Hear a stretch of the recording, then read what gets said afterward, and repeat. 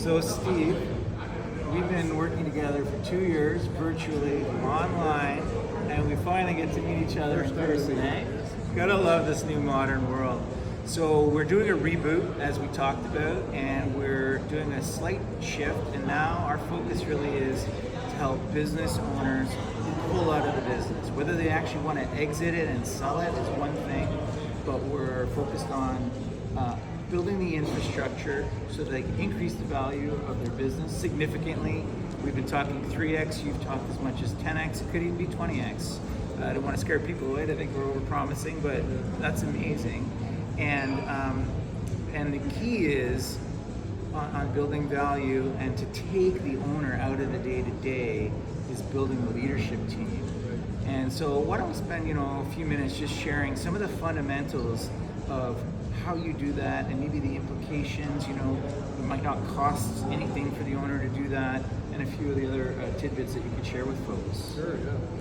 So the first step really in figuring out a way to maximize your value and be able to spend some time working on your business versus working in your business, which is a common phrase that we use, is to develop a leadership team. It goes by lots of different names, but it's essentially identifying those 4 or 5 people in your business that have contribute a lot. They contribute a lot. Their ideas are good. They're passionate about what they do. And so that leadership team comes together. There's a lot of different models you can follow, but it's really not a matter of promotions and raises and increased costs. It's more a matter of trust.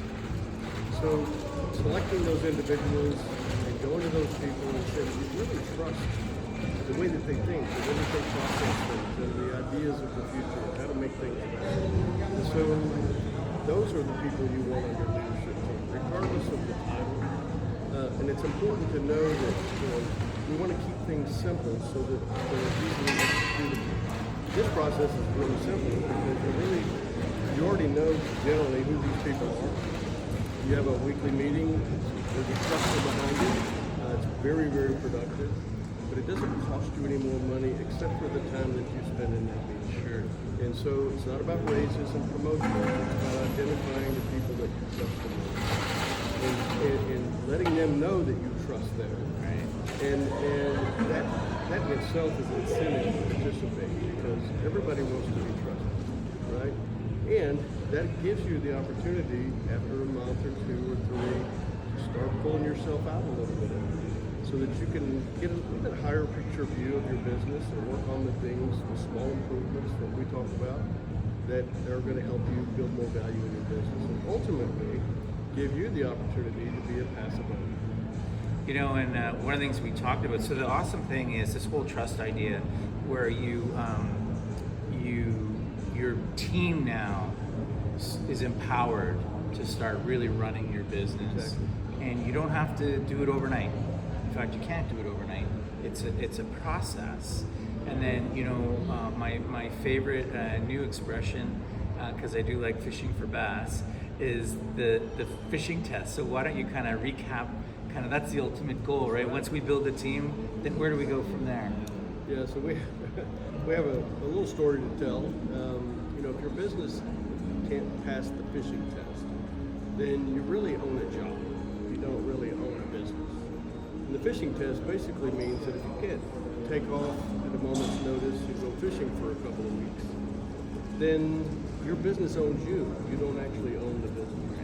And so the idea is to get you to the point where you can actually kind of pull yourself out of the day-to-day operations, really start identifying the things that's hard to see when you're in the trenches, so to speak.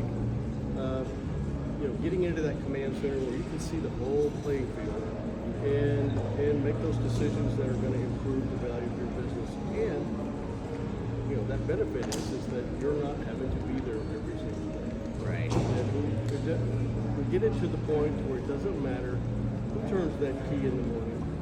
The engine starts up and runs whether you're there. And so we talked about freedom, right, and pulling out of the business.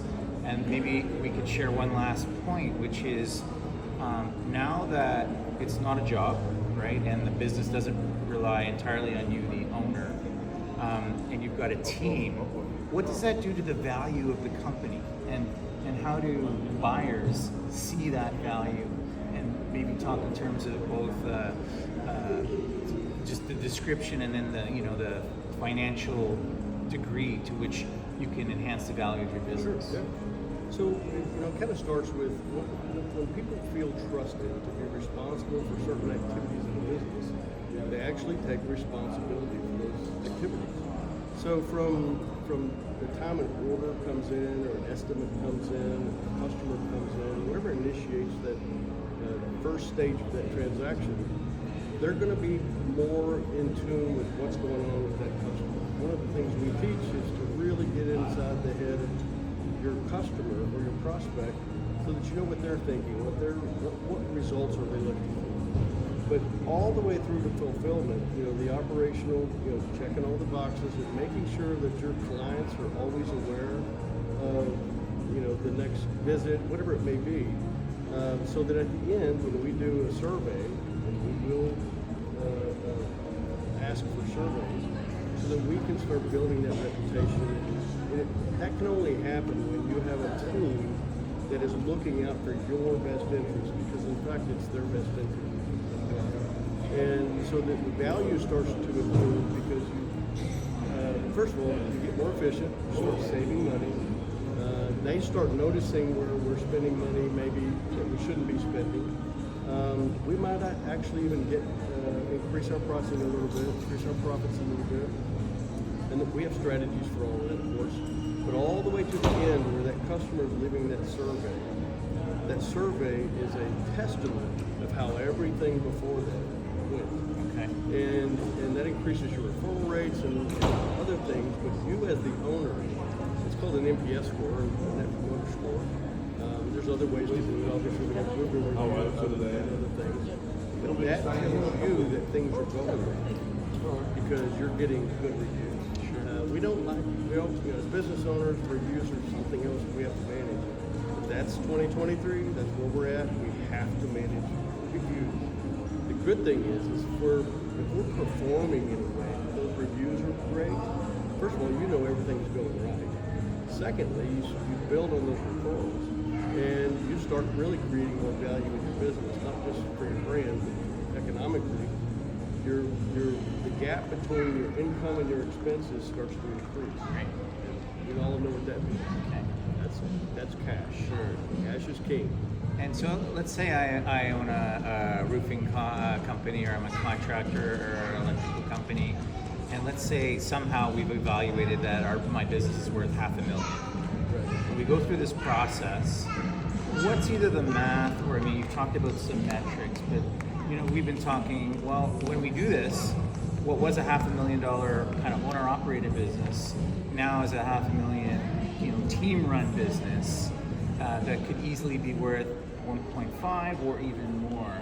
Is there any specific metrics, or as an owner, how do I know that's going to happen?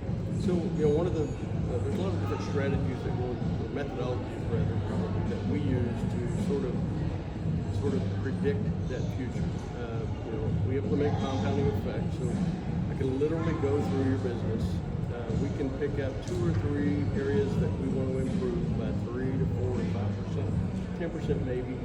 But it's really understanding that small improvements compound to get exponential results. Okay. And so what we think is impossible is almost always possible if we build it in such a way that it's actually doable. These are actionable things that doesn't require making giant changes in your business. Excuse me. But small improvements that add up over time. And so to get from 500,000 owner operated, excuse me, to $1.5 million team operated is not that big of a deal. Because what we're doing is we're giving accountability for certain areas of the business to each one of these team members. Really just mostly oversight. Some of it is activity-based, but a lot of it is just them being responsible to make sure that this area of the business is functioning. And providing those guardrails, so to speak, measuring on a weekly basis, which is very easy to do, and so that we're constantly improving our cash position, first of all, and our referral rates. Obviously, referrals are still the number one best way to get business. So that team and that culture that you're building is going to transform your business in such a way that you're going to have so much trust in the leadership to operate your business. They're probably going to start telling you to stay out of the way. Right. Because they know better what their job is. And in fact, it's usually true. Sure, when you're closer to the business. So we should probably wrap this up. But essentially, my business now is like a piece of my investment portfolio. It's like having stocks and bonds, and I literally can change the value of it. And then I can decide, do I want to sell it and take that value to the marketplace to get my 1.5 from, what was a $500,000 business? Or I can just take it to the bank, if you will, and just have it valued and decide what to do with it. But maybe more importantly, if I don't sell, I've now bought time for me, and the business can run itself more or less. I'm like the chairperson, the chairman of the board, and I'm just in there for an hour or two per week, just managing some of the nitty-gritty detail. Anything else you want to sort of final thoughts you want to leave with folks? I think that's really the ultimate goal, is to convert your business from a job to an asset.